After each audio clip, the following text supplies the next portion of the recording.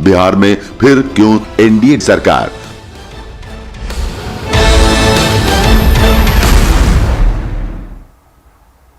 तो इस अहम सवाल के साथ कि आखिर बिहार में एक बार फिर क्यों एनडीए सरकार, जुड़े हुए हैं हमारे एडिटर ब्रजेश कुमार सिंह। ब्रजेश जी, सीधा सवाल करेंगे उप मुख्यमंत्री सुशील कुमार मोदी जी से। ब्रजेश जी, over to you.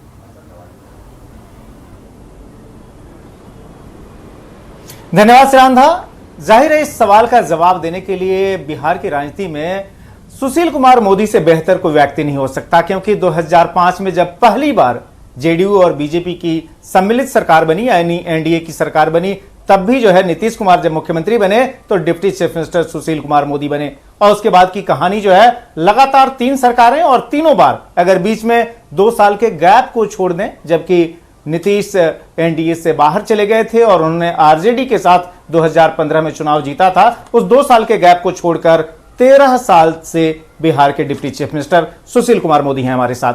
Sushil ji, सवाल बहुत लाजिमी है, चूंकि 15 साल बनाम 15 साल के नारे के साथ आप लोग मैदान में हैं, फिर से क्यों अगले 5 साल के लिए मैंडेट चाहिए आपको बिहार की जनता से? नहीं, देखिए, जो पिछला 15 साल बीता है, एक तो घर घर बिजली पहुंच गई, गांव गांव के अंदर बिजली पहुंच गई, सड़कें बन गई। तो देखिए, कोई भी अगर पूंजी निवेश होना है, किसी राज्य को विकास करना है, तो पहली आवश्यकता है बिजली, दूसरी आवश्यकता है कि सड़कों का जाल बिछना, तीसरी आवश्यकता है कि वहाँ जल की उपलब्धता। तो 15 साल में इन तमाम जो आधारभूत संरचना है, जो इंफ्रास्ट्रक्चर है, वो हम लोगों ने क्रिएट कर दिया। तो अगर आप 5 साल मिलता है तो बड़ी संख्या में उद्योगों का जाल बिछा सकते हैं, क्योंकि कोई उद्योग बिना बिजली के नहीं आएगा, अच्छी सड़कों के बिना कोई उद्योग नहीं आता है, बिना पानी के कोई इंडस्ट्री नहीं आती है। तो जो एग्रो बेस्ड इंडस्ट्री है, जो कृषि पर आधारित उद्योग है, जो बिहार की ताकत है, तो उस तरह के उद्योगों को, कुटीर उद्योगों को, छोटे उद्योगों का जाल हम बिछा सकते हैं और लोगों के लिए हम ज़्यादा से ज़्यादा रोजगार जो है इसके माध्यम से पैदा कर सकते हैं। और फिर देखिए, जब 15 साल हम लोगों ने इतना काम किया है तो एक मौका और मिलना चाहिए, और जिन लोगों को मौका मिला उन लोगों ने तो बिहार को बर्बाद कर दिया। कोई यह कह दे कि हम लोगों ने 15 साल को बिहार को बर्बाद किया हो या बिहार में कोई नेगेटिव चीज़ की हो, तो ऐसा नहीं है। तो हम लोगों ने इतना काम किया है, उसकी तुलना में जो आरजेडी का 15 साल या कांग्रेस का 15 साल रहा है, और मैं तो ये भी कहता हूँ, बिहार में 45 साल कांग्रेस का, 15 साल राजद कांग्रेस का, और हम लोग का 15 साल। और मेरा दावा है कि बिहार में जो विकास हुआ है 2005 के बाद विकास हुआ है। श्री बाबू जब मुख्यमंत्री थे तो शुरू के 10 साल कुछ विकास जरूर हुआ, लेकिन 61 के बाद 90 का 2005 तक बिहार में कोई विकास नहीं हुआ। इसलिए जो विकास की शुरुआत है, प्रारंभ से प्रारंभ करना, हम लोग को शून्य से बड़ा सवाल जो बार बार आपके विपक्षी आपके सामने उठाते हैं, वो ये उठाते हैं कि जो है आपको 15 साल बनाम 15 साल में बार बार लालू प्रसाद के 15 साल का डर क्यों दिखाना पड़ता है? अगर पिछले 15 साल में आपने इतना अच्छा काम किया है तो उस पॉजिटिव एजेंडे के साथ आप वोट मांगे। आप लालू राज की याद बिहार की जनता को क्यों दिलाते हैं? क्या कहीं कोई डर है कि अगर वो डर नहीं दिखाएंगे तो लोग भूल जाएंगे सब कुछ? देखिए, हम अपने भाषणों में 90% अपनी 5 साल या 15 साल की उपलब्धियों का बखान करते हैं, जिक्र करते हैं, केंद्र की सरकार बिहार में क्या कर रही है, राज्य सरकार क्या कर रही है, और 10% हम 15 साल का जिक्र करते होंगे जो राजद का कार्यकाल है। और ये इसलिए बताना जरूरी है कि ये किस संस्कृति के लोग हैं। जिन लोगों ने 2 बलात्कारियों की पत्नी को टिकट दिया, जिसने रीतलाल यादव जैसे लोगों को टिकट देने का काम किया है, तो देखिए, ये जो राष्ट्रीय जनता दल है, ये लालू के साए से बाहर नहीं निकल सकती है। इनको विकास से कोई मतलब नहीं है, इनका एक ही उद्देश्य है संपत्ति इकट्ठा करना। मेरा तो एक सवाल है कि आदरणीय प्रधानमंत्री जी 21 साल तक गुजरात के मुख्यमंत्री थे, देश के प्रधानमंत्री हैं, उनकी संपत्ति है 2.5 करोड़, और तेजस्वी यादव ने 4 करोड़ का कर्जा दे दिया किसी कंपनी को। आखिर पैसा कहाँ से आया? 31 साल की उम्र में अब 53 संपत्ति के मालिक बन गए। तो इसलिए देखिए, ये जो राष्ट्रीय जनता दल है, ये नई पीढ़ी को बताना बहुत आवश्यक है, ये कौन लोग हैं, इनका चरित्र क्या रहा है, इनका नेतृत्व किस प्रकार का है, और जब इनको मौका मिला तो इन लोगों ने बिहार में क्या किया। इसलिए तुलना, अगर वो हमारे मुख्य विपक्षी नहीं होते तो हम उसका जिक्र नहीं करते, लेकिन मुख्य विरोधी दल हैं और इस समय लंबा चौड़ा वायदा कर रहे हैं, यानी चांद को जमीन पर ले आएंगे छोड़कर बाकी सभी वायदा कर दिया उन्होंने। उनको पता ही नहीं है भी जो लोग ये पंचायत शिक्षकों को कहते थे इनको पढ़ाना लिखाना नहीं आता है, घुसखोर हैं, ये लोग पैरवी करके और शिक्षक बन गए। और आज हम लोगों ने जब उनके वेतन में 20% की वृद्धि कर दिया तो कह रहे कि समान काम समान वेतन देंगे। ये तो उनके साथ चले गए, माले के साथ, जिनकी संस्कृति थी जमीन पर कब्जा करना। तो जमीन पर कब्जा करने वालों को साथ में लेकर ये किसानों की बात कर रहे हैं। इसलिए लोगों के सामने लेकिन सुशील जी, तेजस्वी तो ये कह रहे हैं कि अब आप लोग जो है, आप लोगों की जो पीढ़ी है थक गई है, वो बिहार के युवाओं का भला नहीं कर सकती, और बिहार के युवाओं का भला करने के लिए और ऐसे 10 लाख नौजवानों को रोजगार देने के लिए तेजस्वी अपने को एक युवा के तौर पर पेश करते हैं कि वो युवाओं की भावनाओं को समझते हैं, वो रोजगार दे पाएंगे इतने बड़े पैमाने पर, जो कि आप लोग नहीं दे पाए हैं। देखिए, नरेंद्र मोदी की तुलना में तो राहुल गांधी युवा थे, यूपी के इलेक्शन में अखिलेश सिंह युवा थे, अखिलेश यादव। तो देखिए, लड़ाई युवा और उम्र दराज की नहीं है, काम करने वाले की है। केवल आप युवा इसलिए तो कोई सत्ता नहीं सौंप देगा आपको, आपके हाथों में कोई सत्ता की चाबी सौंप देगा। लोग देखते हैं कि इनकी विश्वसनीयता क्या है, क्रेडिबिलिटी क्या है, इनके राज में इन्होंने काम किया कि नहीं किया। और देखिए, लोगों को नरेंद्र मोदी और नीतीश कुमार पर भरोसा है, इन लोगों ने काम किया और आगे भी यही लोग काम कर सकते हैं। और राष्ट्रीय जनता दल और कांग्रेस की से मैंने कहा कि उनको जब मौका लगा तो केवल घोषणा कर देने से नहीं ना होगा कि 10 लाख लोगों को नौकरी दे देंगे। उनको ABCD पता ही नहीं कि नौकरी कैसे दी जाती है, उनको पता ही नहीं है। अगर केवल घोषणा कर देने से ही अगर लोगों को लोग वोट दे देते तब तो कोई एक अलग बात होती। इसलिए मैंने कहा कि जब उनको मौका मिला तो 15 साल में 80-90 हज़ार लोगों को मुश्किल से रोजगार दे पाए, और हम लोग को मौका मिला तो हम लोगों ने 6 लाख से ज़्यादा लोगों को सरकारी नौकरी देने का काम किया। और देखिए, कोई भी आदमी सरकारी नौकरी सभी लोगों को नहीं दे सकता है। उनको यही नहीं पता है कि अगर 10 लाख लोगों को बहाल करेंगे तो बिहार का बजट कम से कम 40-50 हज़ार करोड़ बढ़ जाएगा। आज बिहार सरकार में कुल मिलाकर 6-7 लाख लोग हैं, और तब बिहार के अंदर वेतन के मद में खर्च होता है 40,000 करोड़। अगर और 10 लाख लोग बहाल हो जाएंगे तो 40,000 करोड़ कहाँ से आएगा? तो इनको तो कोई ना फाइनेंस से मतलब है, न तो सरकार चलाने से मतलब है। ऐसा ऐसा वायदा कर रहे हैं कि समान काम समान वेतन दे देंगे, फलाना कर देंगे। तो देखिए, केवल घोषणा कर देने से एक डपोर सुशील जी, लेकिन आप पर एक बड़ा आरोप लगता है कि आपकी जो राजनीति है वो लालू विरोध से ऊपर अभी तक आ नहीं पाई है। आप 1995 से लगातार जो है लालू के विरोध के इर्द गिर्द आपकी राजनीति घूमती आई है। ऐसा क्या प्रेम है लालू प्रसाद यादव से कि आप लगातार जो है उन्हीं की चर्चा करते रहते हैं? आप 1973 में तो आप उनके जनरल सेक्रेटरी थे छात्र संगठन में, फिर ऐसा क्या हुआ कि आपने लालू यादव को ही लगातार जो घेर के रखा? देखिए, उनकी चर्चा इसलिए करते हैं कि उन्होंने बिहार को बर्बाद कर दिया, बिहार को कम से कम 30-40 साल पीछे धकेल दिया। और जिस व्यक्ति के परिवार ने 150 से ज़्यादा संपत्ति इकट्ठा कर लिया, आज लालू यादव कहाँ हैं, क्यों हैं जेल के अंदर, क्यों हैं जेल में? बताएं, राष्ट्रीय जनता दल के लोग क्या कोई राजनीतिक आंदोलन करके जेल में गए? सजा याफ्ता हैं, भ्रष्टाचार के मामले में सजा याफ्ता हैं, और इनकी आदत में कोई सुधार नहीं हुआ। इनके बेटे बेटियां वही काम कर रहे हैं जो पिताजी काम करते थे। नहीं तो इसका जवाब देना तेजस्वी यादव।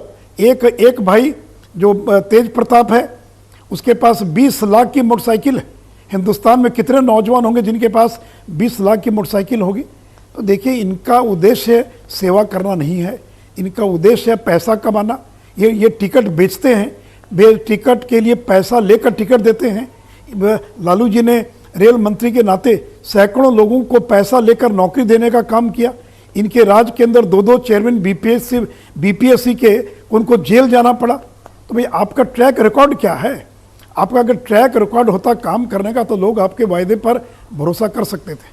लेकिन जिनका ट्रैक रिकॉर्ड बिहार को बर्बाद करने का रहा है, अपराधियों का राज कहीं ऐसा तो नहीं कि जो युवा नेता जो चैलेंज दे रहे हैं बिहार की राजनीति में, चाहे तेजस्वी हो चाहे चिराग पासवान, उनको आप बर्दाश्त नहीं कर पा रहे हैं, इसीलिए आप तेजस्वी को जहां कह रहे हैं कि उनके पास कोई योग्यता नहीं है, वहीं चिराग जो कि जिनका ट्विटर हैंडल भी युवा बिहारी के नाम से है, आप चिराग को जो सो वोट कटवा कहने में लगे हैं, उनकी पार्टी को वोट कटवा कहने में लगे हैं, जो कि लंबे समय तक आपके साथ रहे, अभी भी केंद्र में जो सो नरेंद्र मोदी की सरकार को वो समर्थन दे रहे हैं। चिराग तो बहुत नाराज हैं इस बात से आप पर।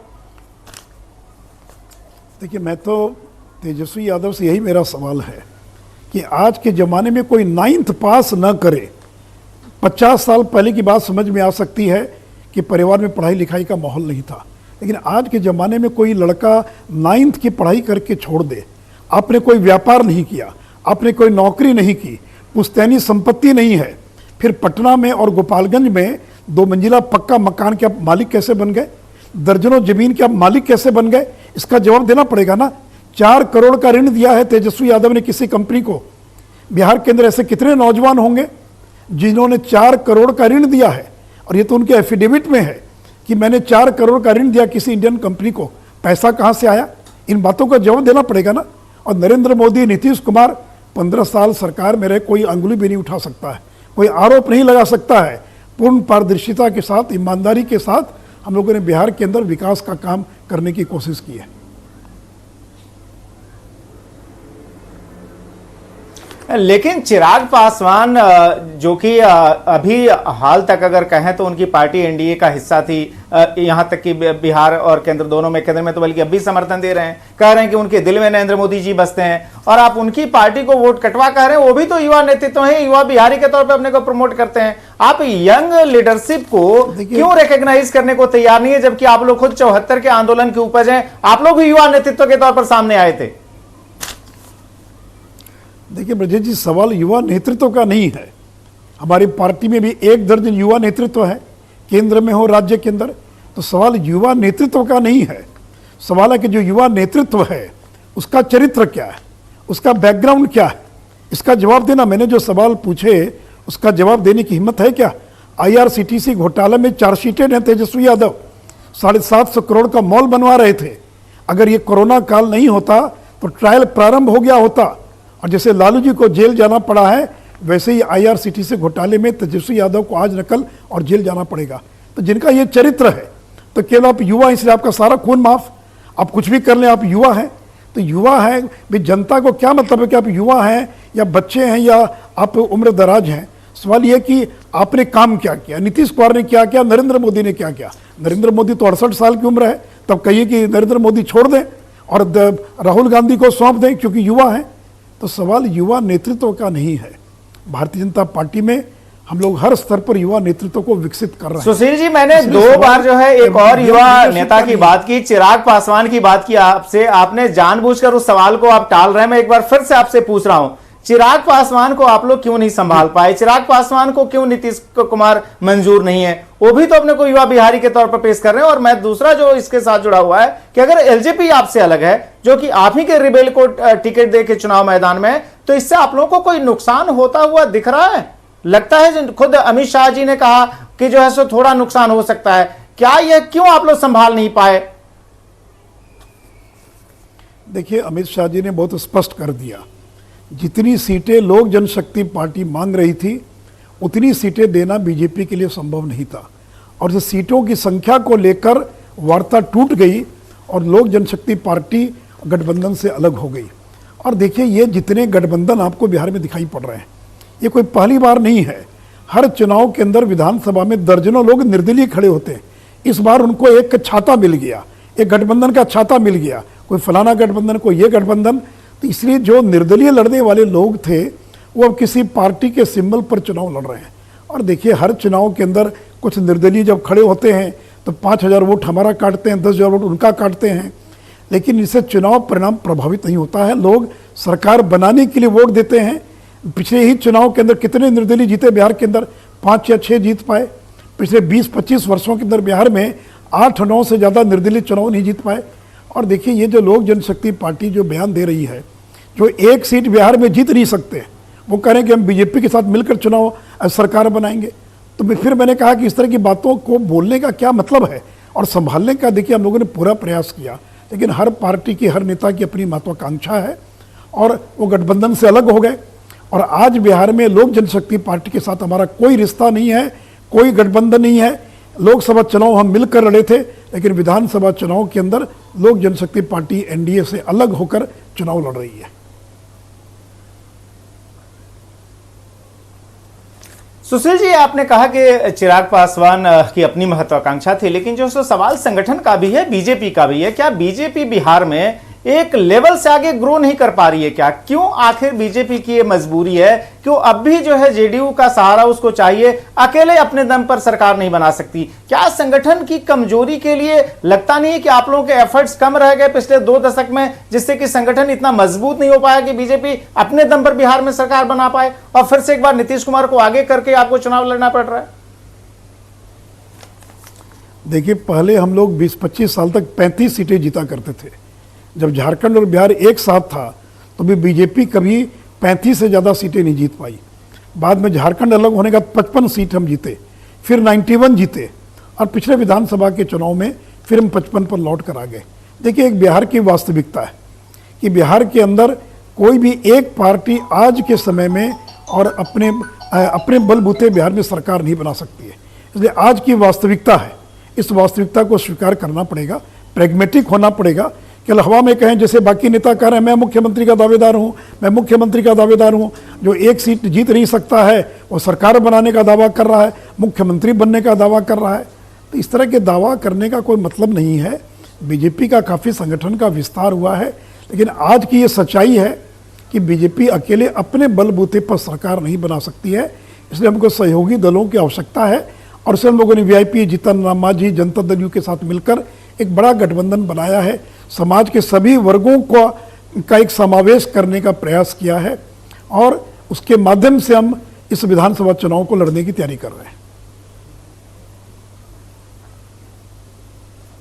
सुशील जी, आप ही की पार्टी के लोग जब पार्टी छोड़कर एलजेपी का दामन थामकर चुनाव लड़ रहे हैं, खासतौर पे मैं कुछ नाम अगर जिक्र कर दूं, चाहे रायन सिंह हो, चाहे जो है सो रामेश्वर चौरसिया हो, वो लगातार आरोप तो यही लगाते हैं कि बिहार में बीजेपी को आप एक लेवल से आगे मजबूत होने ही नहीं देना चाहते, क्योंकि आपका और नीतीश कुमार का कंफर्ट लेवल इतना अधिक है कि आप उसमें कोई दरार चाहते नहीं है। क्या वाकई ऐसा है? ब्रजेश जी, ये कोई गठबंधन बीजेपी बिहार इकाई तय करती है क्या, या सुशील मोदी तय करते हैं क्या? ये हमारा जो केंद्रीय नेतृत्व है वो ये तय करता किस राज्य में किससे गठबंधन होगा, कितनी सीटें लड़ेंगे।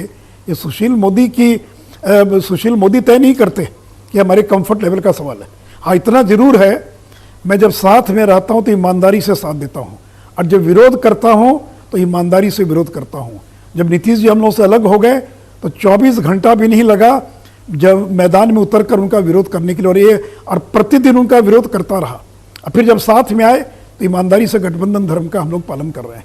इसलिए सवाल कंफर्ट लेवल का नहीं। और एक बात और बता दें, आप जिन नेताओं का नाम ले रहे हैं, अगर उनको टिकट नहीं मिला तो अगर लोजपा नहीं होती तो वो निर्दलीय चुनाव लड़ते। ये मत समझिए आप कि लोजपा के कारण वो चुनाव लड़ रहे हैं। चाहे वो जिनका भी नाम लिया, मैं उनका नाम नहीं लेना चाहूँगा, ऐसे और भी कई लोग होंगे क्योंकि पिछले चुनाव में उनको अच्छा वोट आया, गठबंधन में वो सीट चली गई। अब उनको लगता है, उनके समर्थकों को लगता है हमको चुनाव लड़ना चाहिए, तो किसी को आरएलएसपी का मिल गया बैनर, किसी को लोजपा का बैनर मिल गया। अगर लोजपा नहीं भी होते तो ये लोग निर्दलीय चुनाव लड़ते। इसलिए मैंने कहा कि ये बिहार के लिए कोई अनहोनी चीज़ नहीं है, कोई नई चीज़ नहीं है। और पिछले 10-12 चुनाव देख चुके, हर चुनाव के अंदर इस प्रकार से निर्दलीय पार्टी के बगावत करने वाले लोग चुनाव लड़ते हैं। लेकिन देखिए, जनता जो है इस तरह के बगावती लोगों को वोट नहीं देती है। जनता को मालूम है कि किसको वोट देने से किस गठबंधन का मुख्यमंत्री बनेगा। लोग अपने वोट को बर्बाद नहीं करते हैं।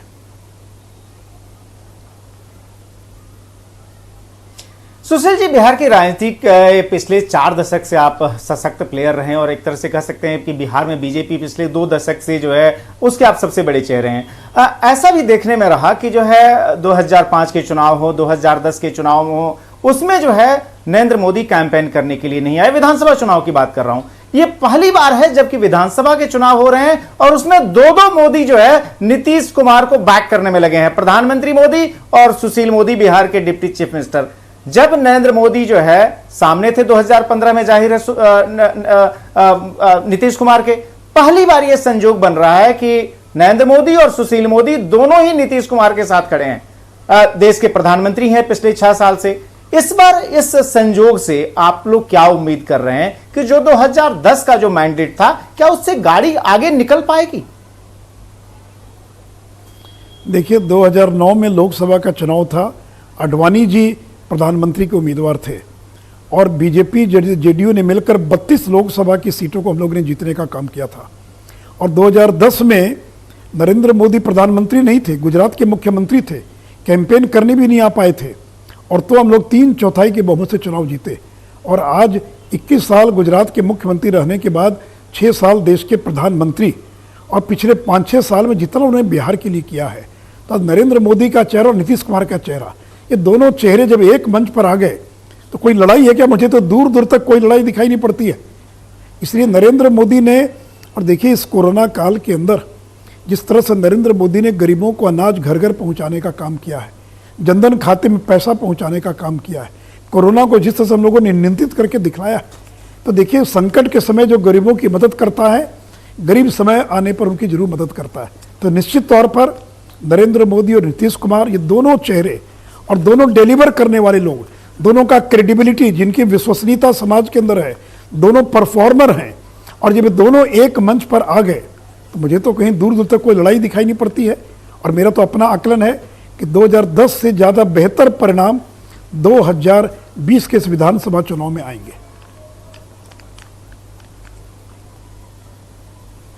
सुशील जी, आपने कोरोना की बात की, ये कहा कि किस तरीके से केंद्र सरकार जो नरेंद्र मोदी की अगुवाई वाली है और नीतीश कुमार की अगुवाई वाली बिहार सरकार ने ढंग से काम किया। लेकिन चूंकि जब हम काम की ही बात कर रहे हैं, और चूंकि आप खुद जो है डिप्टी चीफ मिनिस्टर 13 साल से हैं, आप ये बताएं कि आखिर क्या वजह रही? आपने कहा कि हमने सड़कें खूब बनाई, हमने बिजली हर घर में पहुंचा दी, लेकिन एक जो बड़ा पैरामीटर है विकास का, ह्यूमन डेवलपमेंट इंडेक्स, उसमें बिहार आज भी तलहटी में है। इसको आप लोग कब ठीक करेंगे? क्योंकि जाहिर है आज विकास के जो पैमाने हैं उसमें इसकी बात हमेशा होती है, और कब जो है बिहार के लोग अपने घरों में, अपने गांव में रोजगार पा पाएंगे, उन्हें बिहार से बाहर नहीं जाना पड़ेगा। इसके लिए बिहार की जनता को आपको कितने साल तक सरकार में रखना पड़ेगा? क्या आप एक रोडमैप दे पाएंगे, कोई टाइमलाइन बता पाएंगे? देखिए, जब हम लोग सरकार में आए तो 1.5 लाख लड़कियां मैट्रिक बोर्ड की परीक्षा देती थी, और आज उनकी संख्या लड़कों से ज़्यादा हो गई है। अगर ये विकास नहीं होता तो लड़कियों की संख्या लड़कों से ज़्यादा, मैट्रिक और इंटर की परीक्षा में उनकी संख्या ज़्यादा कैसे हो जाती? आज बिहार में एक भी पंचायत नहीं है जहाँ पर हाई स्कूल हम लोगों ने नहीं खोला है। तो देखिए, चाहे ह्यूमन डेवलपमेंट इंडेक्स के जो भी पैरामीटर्स हैं, चाहे वो हेल्थ का हो या एजुकेशन का हो, उन सारे पैरामीटर्स पर बिहार ने काफ़ी काम किया है, लेकिन और ज़्यादा काम करने की आवश्यकता है। ये गरीब राज्य, पिछड़ा राज्य है, हमको और अधिक मदद की आवश्यकता है। हमारे संसाधन बहुत सीमित हैं, और जब इतने सीमित संसाधन, उसके बावजूद हम लोगों ने और इतना काम किया। आपको शायद नहीं मालूम होगा कि हम लोगों ने अभी इस कोरोना काल में किसी कर्मचारी के वेतन में कोई कटौती नहीं की, और बिहार देश का पहला राज्य है जिसने पैरामेडिक और डॉक्टर्स को 1 महीने का अतिरिक्त वेतन देने का ऐलान किया है। जो लोग कोरोना से मर रहे हैं, जो इनकी मृत्यु हुई है, उनको 4 लाख रुपये क्षतिपूर्ति के रूप में दे रहे हैं। तो देखिए, बिहार गरीब और पिछड़ा राज्य है। हमको स्कूल खोलने के लिए, हमको हॉस्पिटल्स के लिए जितना पैसा चाहिए, और देखिए मैंने तो एक उदाहरण दिया, केरला में जब वो ट्रेवनकोर स्टेट था, 1925-30 की बात है, वहाँ के महाराजा और शिक्षा पर बजट का 1/4 खर्च करते थे। तो आज अगर केरला एजुकेशन के अंदर आज यहाँ तक पहुँचा है, ये केवल कोई सीपीएम और कांग्रेस के देन नहीं है, 70 साल पुराना इतिहास है। अगर बिहार में भी कांग्रेस की सरकारों ने, राजद की सरकारों ने शिक्षा के क्षेत्र में, अस्पताल के क्षेत्र में अगर काम किया होता, तो आज हम बिहार को कहाँ से कहाँ पहुँचा देते। आपको मालूम है 58 साल में बिहार में केवल 1 नया मेडिकल कॉलेज खुला, केवल 1 मेडिकल कॉलेज, केवल 3 इंजीनियरिंग कॉलेज खुले, और आज बिहार के हर जिले में हम लोगों ने इंजीनियरिंग कॉलेज खोला। इन कांग्रेसियों ने, राजद के लोगों ने अगर संस्थानों को खोला होता, मेडिकल इंजीनियरिंग की पढ़ाई प्रारंभ की होती, काम किया होता, तो आज हम और ज़्यादा काम कर पाते। इसलिए मैंने कहा कि देखिए, बिहार को समझना होगा, तो ये समझना होगा कि 2005 में सुशील जी, इन्हीं सब चीजों को लेकर संपूर्ण क्रांति का आंदोलन हुआ, जेपी की अगुवाई में आंदोलन हुआ देश भर में। आप लोग उस जेपी के अनुयायी के तौर पर, उस संपूर्ण क्रांति के आंदोलन के आप लोग सारे के सारे प्रोडक्ट माने जाते हैं। मैं आपसे पूछना चाहता हूं कि ये जो 2020 का चुनाव है, एक तरह से 74 के आंदोलन से निकले जो तमाम नेता थे, उनके लिए आखिरी चुनाव तो नहीं है? क्योंकि आप भी 68 साल के हो गए, नीतीश जी भी जो है सो इसी के इर्द गिर्द हैं, पासवान जी हमारे बीच नहीं रहे, थोड़े समय पहले ही चले गए, लालू प्रसाद यादव जो है जाहिर हो कोई चुनाव नहीं लड़ सकते। तो जो भारतीय राजनीति में एक उम्र की सीमा जो एक तरह से अब मान ली गई है, 75 आपकी भी पार्टी में हो गई है, क्या ये कहीं आखिरी चुनाव तो नहीं है आपके लिए भी? नीतीश जी तो दबी जुबान में कह भी रहे हैं। देखिए, मैं इस पर कोई टिप्पणी नहीं करूंगा, लेकिन मैं इतना ही कहूंगा कि एक समय के बाद लोगों को राजनीति छोड़ देनी चाहिए, उसकी जो भी सीमा हो। लेकिन जो अभी 5 साल हमारे सामने है, उस 5 साल में अगर मौका मिला तो दिन रात काम करेंगे। मैं आपको नानाजी देशमुख की याद कराना चाहूँगा। नानाजी देशमुख ने 77 में 60 साल की उम्र के बाद लोगों से राजनीति को छोड़ देने की अपील की थी। अब इतने 30 साल 40 साल के बाद उसकी जो रेखा है वो बढ़कर 75 वर्ष हो गई है। तो मैंने कहा कि जिस भी रूप में काम करने का मौका मिलेगा, देखिए केवल मंत्री बनकर ही काम नहीं किया जा सकता है, और भी तरीके काम करने के। इसलिए मेरे जैसा व्यक्ति चाहे राजनीति के माध्यम से हो या गैर राजनीतिक मंच के माध्यम से हो, जिंदगी के अंतिम समय तक, क्षण तक समाज के लिए काम करेंगे। राजनीति एक माध्यम हो सकता है, यही एकमात्र माध्यम नहीं है। इसलिए मेरे जैसे लोग कि कल राजनीति में नहीं है तो घर बैठ जाएंगे, कुछ और करने जाएंगे, ऐसा नहीं है। इसलिए पार्टी जो निर्णय करेगी, हम पार्टी के निर्णय के साथ हैं। और देखिए बीजेपी में हर राज्य में आप कह रहे हैं कि अगर मौका मिला, क्या कोई मन में संशय तो नहीं है कि मौका नहीं मिलेगा इस बार? नहीं, देखिए अब जनता ही ना तय करती है। मैंने तो पहले ही कह दिया इतनी बार आपको कि 3/4 बहुमत से आएंगे, 3/4 के बहुमत से जीतेंगे। इसलिए मौका तो लेकिन जनता ही ना अंत में तय करती है। लेकिन जनता के मूड को हम भी जान रहे हैं, हम भी देख रहे हैं, हम भी समझ रहे हैं। क्यों जनता उन लोगों को वोट देगी? उनके पास है क्या कि उनको वोट देगी? या केंद्र की सरकार, राज्य सरकार दोनों की उपलब्धियां, बीजेपी जेडीयू गठबंधन, नीतीश कुमार, नरेंद्र मोदी का चेहरा, तो इतना। और देखिए एक बात और मैं आपसे कहना चाहूँगा ब्रजेश जी, कि महागठबंधन का चेहरा था नीतीश कुमार, वो चेहरा यूपीए से निकलकर एनडीए का चेहरा बन गया। तो हम मजबूत हुए कि कमजोर हुए? 70 सीटें जीतकर नीतीश कुमार और यूपीए के साथ थे। उनके साथ ऐड कौन हुए? केवल माले और सीपीआई सीपीएम, ये नए, कांग्रेस तो पहले से थी। तो यूपीए के अंदर केवल 20 सीट वाली सीपीआई सीपीएम माले, इसकी ताकत जुड़ी है। और हमारे साथ एनडीए के साथ नीतीश कुमार का चेहरा और नीतीश कुमार 70 विधायकों के साथ एक ताकत के रूप में, जिनकी एक पहचान है बिहार के अंदर, वो हमारे साथ जुड़े हैं। तो आप ही पता नहीं इस लड़ाई में ताकतवर कौन है, मजबूत कौन है? नीतीश कुमार इधर आ गए तो हम मजबूत हुए, और वो छोड़ दिया वहां पर तो वो मजबूत हुए। आप ही इसका फैसला कर सकते हैं।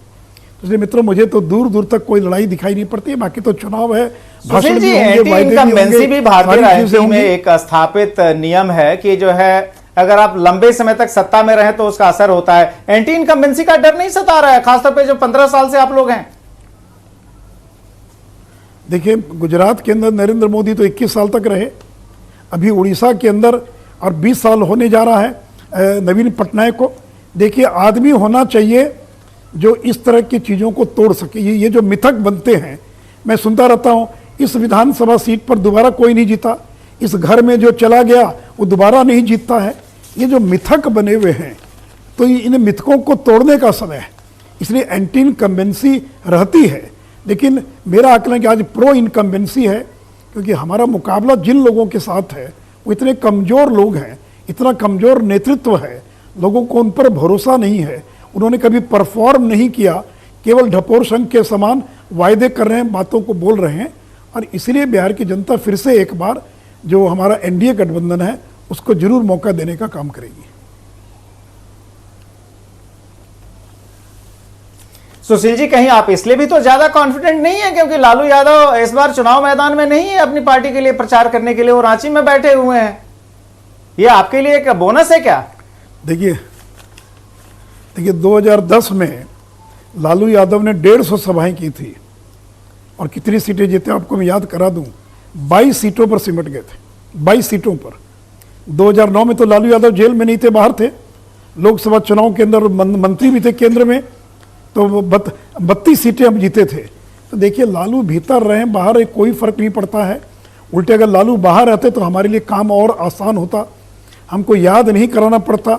लालू को देखते ही लोग समझ जाते ये कौन आदमी है, इनके राज में क्या हुआ था, नरसंहार हुआ, अपहरण उद्योग बन गया, बिहार अंधेरे में डूब गया, गड्ढे वाली सड़कें बन गई बिहार के अंदर। लेकिन ये मेरे हाथ में तो है नहीं कि लालू यादव जेल में रहें कि बाहर में रहें। तो मैंने कहा कि लालू यादव भीतर भी थे या बाहर भी हैं, उसे कोई फर्क नहीं पड़ता है। जब बाहर भी थे तो 22 सीटों पर उनको हम लोगों ने पहुंचा दिया था। सुशील जी, आपने कहा कि लालू जेल के अंदर रहे या बाहर रहे, हमें कोई फर्क नहीं पड़ता, लेकिन क्या इस बात से फर्क पड़ता है कि कई सारी जगहों पर ऐसा देखा गया कि जहां पर बीजेपी का कैंडिडेट है वहां पर जेडीयू का रिबेल चुनाव मैदान में आ गया, जहां पर जेडीयू का कैंडिडेट है वहां पर बीजेपी का रिवाइज चुनाव मैदान में आ गया। इस तरीके से अगर आप ही लोगों के अंदर जो है अगर रिबेल खड़े होंगे तो क्या उससे जो है सो जीत की आशंका जो है सो धूमिल नहीं होगी कई सीटों पर? इसको आप लोग कैसे मैनेज करेंगे? नहीं, देखिए, मैंने शुरू में ही कहा था, यह रेबल कोई नई समस्या नहीं है। मैंने तो 8-10 चुनाव के अंदर देखा है कि रेबल खड़े होते हैं, जिसको टिकट नहीं मिला वो खड़ा हो जाता है, 2-4 हज़ार वोट काटता है, लेकिन वो चुनाव का अंतिम परिणाम को प्रभावित नहीं करता है। इसलिए ये सरकार बनाने का चुनाव है। 2-4-5 सीटों पर असर पड़ सकता है, प्रभाव कर सकता है, हमारी सीटों पर भी हो सकता है, राजद की सीटों पर भी प्रभाव पड़ सकता है। अब ओवैसी की पार्टी चुनाव लड़ रही है, वो हो सकता है कि उनको नुकसान पहुंचाए, लेकिन कुल मिलाकर जो लड़ाई है बिहार के अंदर, वो बीजेपी का गठबंधन और यूपीए का गठबंधन, इन्हीं दोनों के बीच लड़ाई है। बाकी कहीं दूर दूर तक आपको मैदान में और कहीं दिखाई नहीं पड़ेंगे।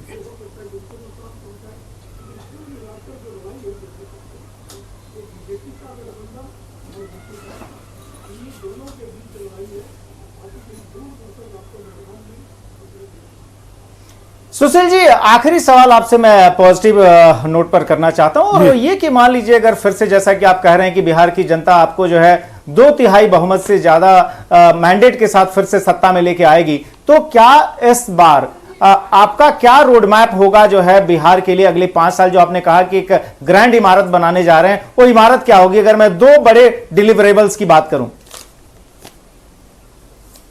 देखिए, जो दो बड़े डिलीवरेबल्स हो सकते हैं, एक तो हम कुटीर उद्योगों का और छोटे उद्योगों का बिहार के अंदर जाल बिछाएंगे। जो एग्रो बेस्ड इंडस्ट्री है, क्योंकि जो हमारी ताकत है वो है एग्रीकल्चर, हमारे पास माइंस नहीं है, मिनरल्स नहीं है, इसलिए जो कृषि पर आधारित उद्योग हैं उनको हम प्रोत्साहित करेंगे ताकि लोगों को ज़्यादा से ज़्यादा जो है बिहार के अंदर रोजगार मिल सके। इसलिए पहली बात तो ये होगी। और दूसरी बात की जो कृषि है, कि कृषि के क्षेत्र में, शिक्षा के क्षेत्र में और हेल्थ, ये कोरोना के बाद पूरे दुनिया के अंदर हेल्थ प्राथमिकता के क्षेत्र में स्थापित हो गया है। तो आगे आने वाले वर्षों के अंदर जो हेल्थ सेक्टर है, जो एजुकेशन सेक्टर है, ये हमारी सर्वोच्च प्राथमिकता का होगा। ज़्यादा से ज़्यादा लोगों को हम स्किल्ड करेंगे ताकि जो नौजवान अगर ज़्यादा कमाने के लिए बाहर भी अगर जाना चाहते हैं तो उनको ज़्यादा से ज़्यादा रोजगार और मिल सके।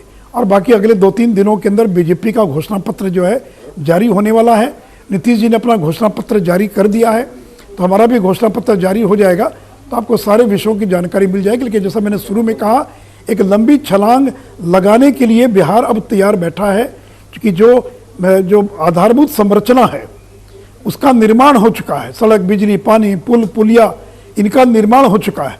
अब एक लंबी छलांग लगा सकते हैं और अगले 5 साल में और अधिक ऊंचाइयों तक और हम बिहार को ले जा सकते हैं।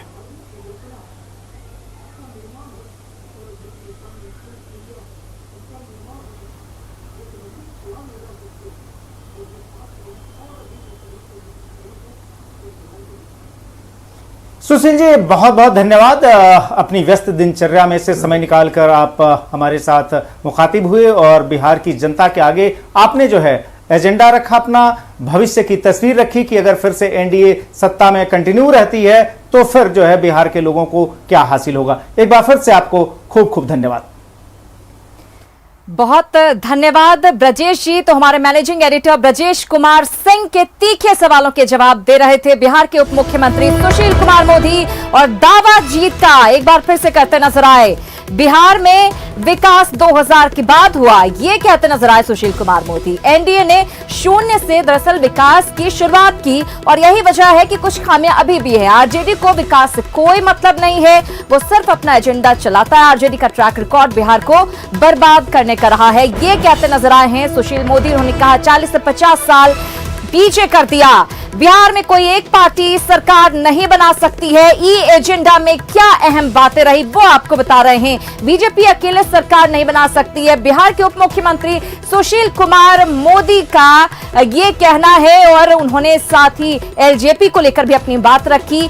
उन्होंने ये कहा एक भी सीट एलजेपी नहीं जीत सकती अकेले। गठबंधनों से जो और गठबंधन बने हैं, चुनाव परिणाम पर कोई असर नहीं पड़ने वाला है। ये मुकाबला 2 गठबंधनों के बीच है।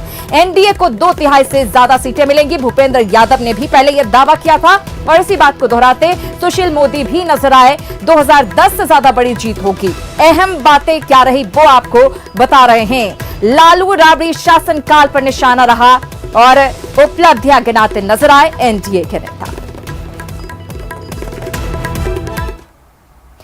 तो पक्ष और विपक्ष के अपने अपने दावे हैं। सरकार अपनी उपलब्धियां गिना रही है तो विपक्ष सरकार के कार्यकाल की कमियां, लेकिन जनता जो कि जनार्दन की भूमिका में है, आखिरकार उसे ही तय करना है कि किसका होगा इस बार बिहार।